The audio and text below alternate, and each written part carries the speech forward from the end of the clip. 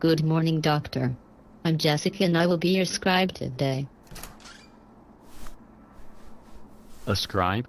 What is it exactly that you do? I've been a doctor a long time and I like taking care of people the way I like taking care of people. No worries. I am here to augment that process. I will make you faster, more efficient, and take away a lot of your stress. When we are done training you, you won't know how you lived without me. Let me educate you.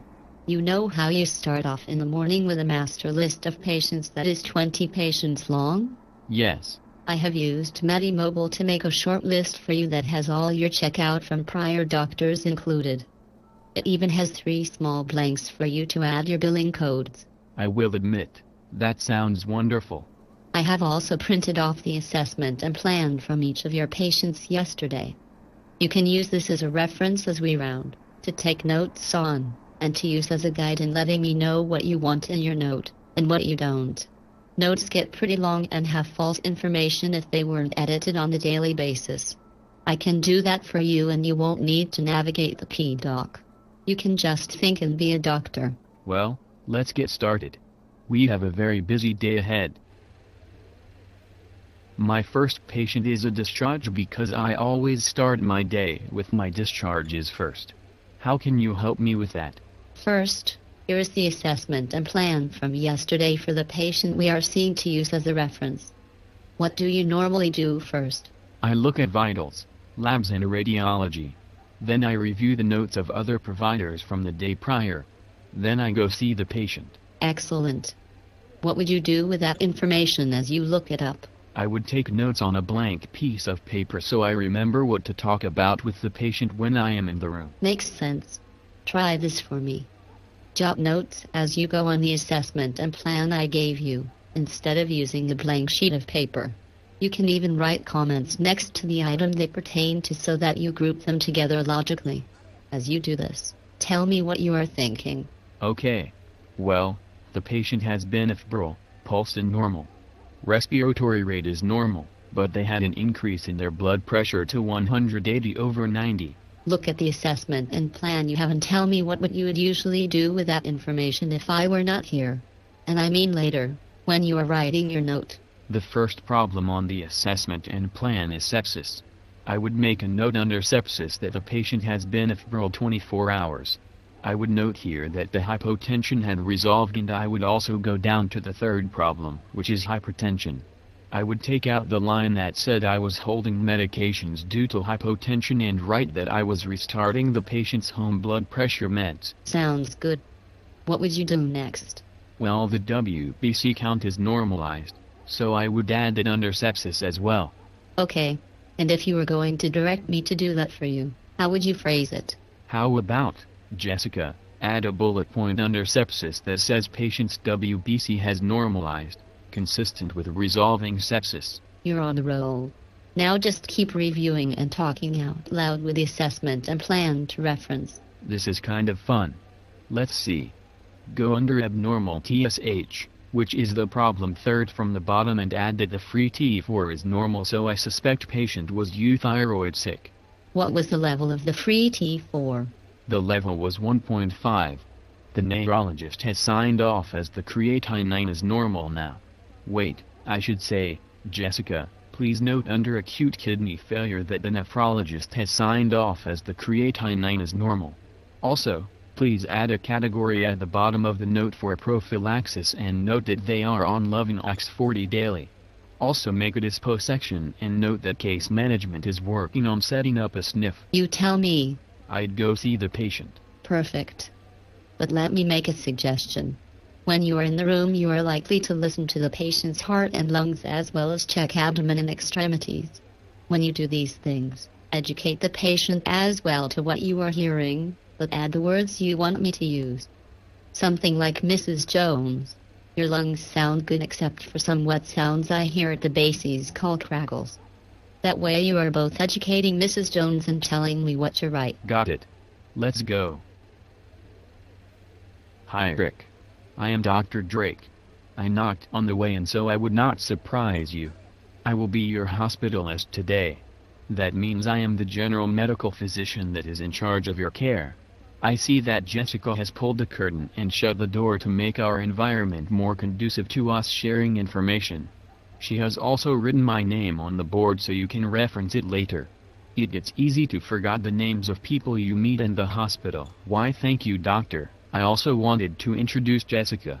Jessica is the scribe I am working with. She will take notes so I can focus on listening to you, and not staring at a computer screen while we talk. That would be novel. Most doctors care more about the computer than the patient. Not here. So tell me how you are doing today.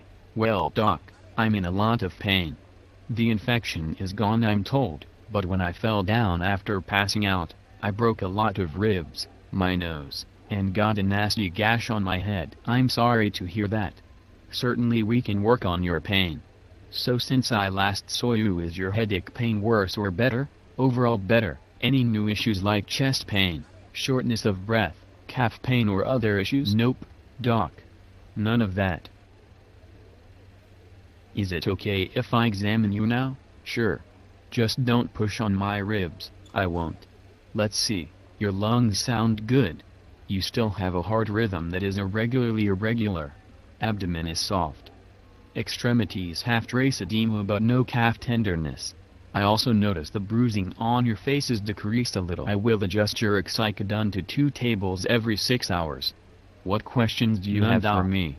I just can't wait to get out of the hospital and on with my life. Okay, Jessica. Anything I could do differently to make your job easier? One suggestion. When you are in the room, if you can bring your assessment and plan with you. Use it as a reference so that you are looking at problems in the same order I am. That way you can direct me like we did in the hall if you want me to update or change something. Also, let's go back in the room and do one last thing. At the end of each visit, do a brief summary with the patient. Make it educate the patient and pass on the information you would want if you were on call or picking up the patient in 1 to 3 line paragraph. Rick, I'm sorry to drop back in, but I am learning to use a scribe and she taught me a better way to summarize. She thought you might want to hear the plan in more detail also. Basically, your sepsis, or infection, is gone. Your labs are normalizing and you are making progress, but need SNF to rehab after your extensive illness. I expect you to discharge to SNF tomorrow. In fact, let me write the discharge plan on your whiteboard for you, if Jessica hasn't beaten me to it. Wow, Dr. Drake, you are the best doctor I have ever met. You acknowledged me, introduced yourself, told me the duration of time I would be in the hospital. You explained things well, even coming back in a second time to do so. If you thanked me for coming in, I would think you deserved the highest score on any survey I got. It would be my pleasure. Thanks for coming in and answering all my questions. I really enjoyed working with you. That was perfect. Now, do a final read-through of the note and edit it so the doctor coming in tomorrow has what they need, and weed out unnecessary things. Okay. Under sepsis, remove the third bullet down that says the patient is hypotensive today, getting boluses, as that is old news. Under abnormal TSH, take out the part about will order free T4 today as it is back and normal as we discussed earlier. Jessica, what are you going to do with that summary paragraph one did at the end of the visit? When I log in to enter the codes you have chosen for your billing, I will go into the patient chart tab and will cut and paste this as a note. Then tomorrow, when the new doctor's scribe prints the census coverage report, I will have your checkout. So all you need to do is be available via phone if there are questions. Alright, so now usually I would take 15 minutes writing a note. What do we do next? We go see the next patient. You will finish a lot sooner without all the paperwork to do. In the old system where I prep notes, you still had a lot of editing to do, as you would not know what I had updated and what I did not. Under this new system where we work in parallel, you only need to take a minute to read and sign the note at the end of the day. I am going to like this new system. Taking care of patients without headaches. Let's see the next patient. Jessica, I forgot I needed a Chem 7 on Mrs. Grant. Is this something you can help me with? Yes. I will pull up Mrs. Grant's note and make a little checkbox with brackets followed by order AM Chem 7. When you are signing off on notes, you will see the checkbox and know that it indicates something you need to do. Most doctors enter orders that will change management after we come out of the room, and I put orders that can wait until the end of the day in a note. This way you don't need a separate notepad to keep a list of orders to write. When we are in the room, just turn to me and say, Jessica, bracket in an order for Chem 7 in the morning under acute kidney failure. That is all you need to serve as your reminder when you read and sign notes. I like that. I am always forgetting to write little orders. It will be great to have everything in one place. Jessica, what if I need to talk to a specialist? Can you help with that? Of course.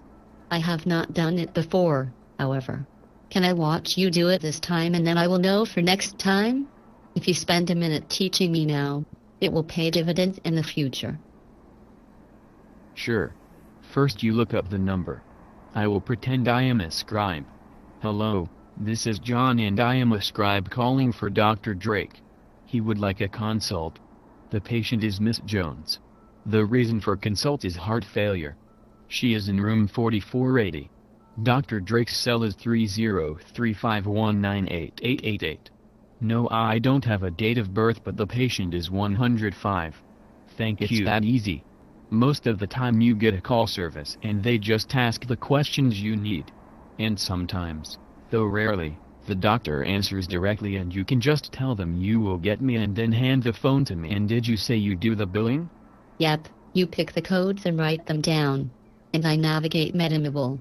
You can also ask me to look up the time of partner documented in a note to help you decide if enough time was spent to bill prolonged services. Just remember to tell me how much time to enter into our note. That number is the total of their note in our note. Anything scribes can't do. A couple. We don't interact with patients or nurses. We don't run personal errands. We don't interpret data. We do perform any and all administrative tasks to get you out of the hospital on time and happier in your job. You were right, Jessica. I never want to round without you again.